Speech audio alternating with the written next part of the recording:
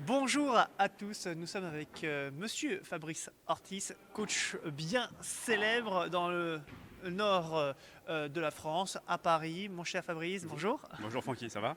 Bah écoute, oui, ça va, on va faire un petit focus sur toi et ton actualité.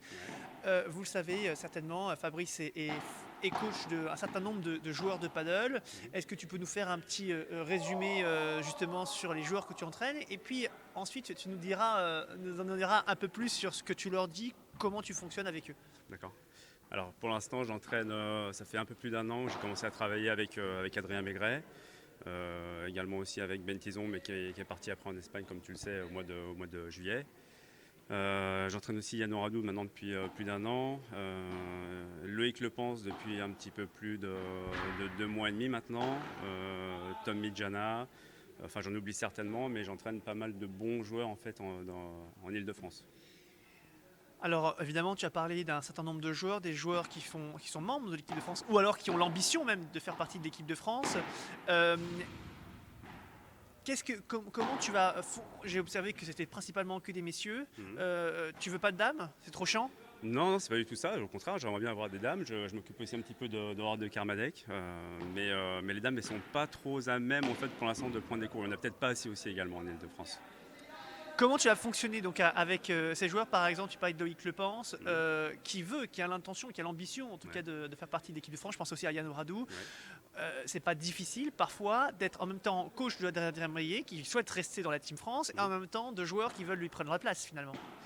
Non, ça peut être complémentaire, surtout que Adri et Yann ils vont faire un petit bout de chemin ensemble, surtout sur quelques P1000.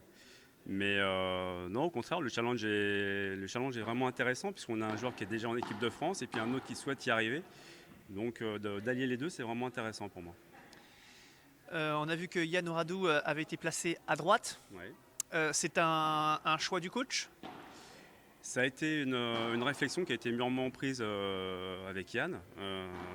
Il pensait qu'il pourrait être complémentaire. On en a parlé ensemble. J'ai aussi incité un petit peu à aller dans cette voie-là. Et je pense qu'il aura des très bons résultats en étant à droite. Ouais. Il y a une raison particulière parce qu'à gauche il a montré qu'il était très performant. Ouais, On l'a vu notamment entre autres avec Dimitri, Huette ouais. et puis avec d'autres partenaires. Et maintenant avec Adrien, j'ai envie de dire, il n'y a pas le choix, il est obligé Ouais. d'aller à droite. Tu penses il sera plus performant à droite parce qu'il pourra allier justement son côté peut-être punchy de gauche à droite? Alors exactement, on vient en fait allier ses caractéristiques et ses atouts en fait de joueur de gauche en fait pour un joueur de droite. Avant, les joueurs de droite, c'était essentiellement des joueurs qui venaient travailler, si tu veux, dans le travail, dans la durée. Maintenant, les joueurs de droite, en fait, ils sont très agressifs. Quand on voit jouer, par exemple, un Joe Bergeron qui est Ouais. aussi agressif à droite, et on peut aussi le constater sur le World Padel Tour, donc ça s'inscrit un petit peu dans cette idée-là. Ouais. Allez, une dernière question. Tu le sais, c'est vrai que c'est un peu dans l'air du temps. On nous dit quand on démarre au paddle, messieurs, dames, Mhm. laissez passer la balle. Ce sont Mhm. souvent les premiers mots d'ailleurs quand on entend lorsqu'on Ouais. se lance dans le paddle. Puis finalement, ces mêmes joueurs disent mais je comprends pas. Les joueurs du World Tour, ils laissent rien passer. Parfois, ils se retrouvent à 4 même au filet et évitent de se retrouver derrière. Mhm.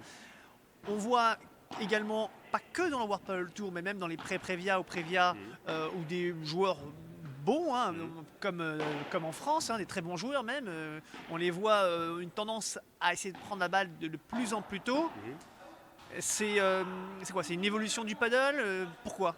Alors, il y a une évolution du padel, il y a aussi l'évolution de la surface qui a changé. Maintenant, il faut aussi garder un petit peu l'essence même du jeu, c'est-à-dire qu'il faut se servir aussi de la vitre comme un atout et pas seulement comme un inconvénient.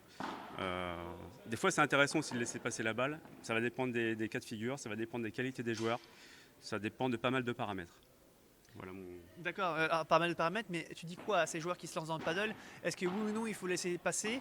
Par exemple, une question qui nous a été posée récemment, ce sont d'ailleurs deux joueurs de tennis, qui se lancent Ouais. dans le paddle, ils ont des facultés Mhm. pour jouer au Mhm. paddle et pour l'apprendre relativement tôt, mais on les force à laisser passer cette balle. Ouais. Tu leur dis quoi à ces joueurs-là? Je leur dirais de continuer à insister à laisser passer la balle. Tout ça pour apprendre en fait à bien jouer avec la vitre. Et puisque de bien jouer avec la vitre, ça va devenir vite un atout. Vous allez vite vous rendre compte que si on tape fort dans la balle, et ben, la balle elle va revenir, on va être engagé vers l'avant. Donc la vitre finalement ça va être un inconvénient pour celui qui tape fort. C'est pas celui-là toujours qui tape le plus fort qui est le meilleur joueur au padel. On peut voir des joueurs par exemple comme Sagno qui sont capables de tout faire. Et je pense que l'évolution du padel est surtout là-dessus. Des joueurs qui savent jouer avant la vitre et qui savent très bien jouer aussi négocier après la vitre. D'accord. Bon, bah écoutez, on était avec le célèbre, ah bah si je suis désolé, un autre coach français, Fabrice Ortiz. Merci beaucoup, Fab. Et puis bah, bonne chance pour cette saison avec toute la team. Merci à toi. Merci.